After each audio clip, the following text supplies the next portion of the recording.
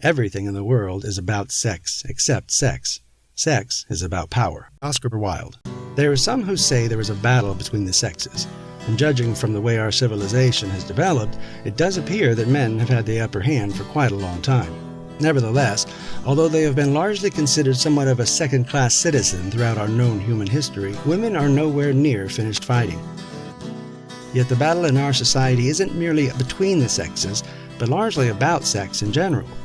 Although Sigmund Freud has often been considered to be obsessed with sex, as the father of human psychology, it was his contention that the behavior of a human being in sexual matters is often a prototype for the whole of his other modes of reaction in life. Because we seem to be preternaturally balanced in regards to sexuality, our relationship to sex has had some incontrovertible effects on the way society has been established.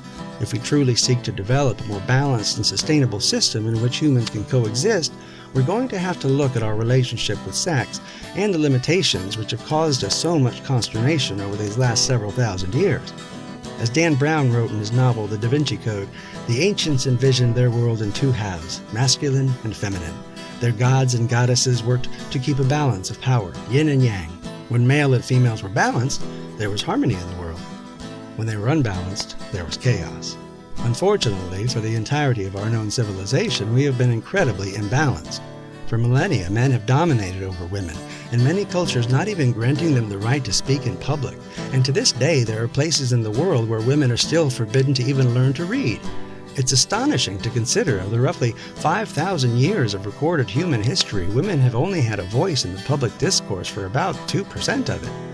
While there have been queens and empresses and ladies of exception, by and large, women have been relegated to keeping quiet and making babies, while men have made decisions and made money. As Rianne Eisler writes in The Real Wealth of Nations, Creating a Caring Economics, many cultural stories worldwide present the domination system as the only human alternative.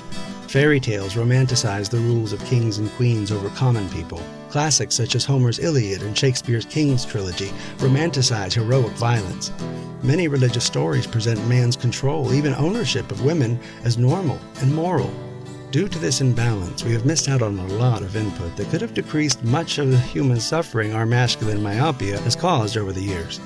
Fortunately, slowly but surely, we as a people are starting to wake up to the virtues the sacred feminine has to offer, and perhaps by offering more respect than has been shown to the fairer sex throughout our history, we will be able to find a more comfortable relationship with sex at large.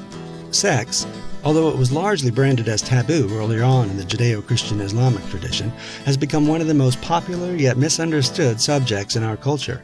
Our inability to come to healthy terms with this aspect of our being has resulted in a plethora of symptoms indicative of our unhealthy relationship with sex and sexuality.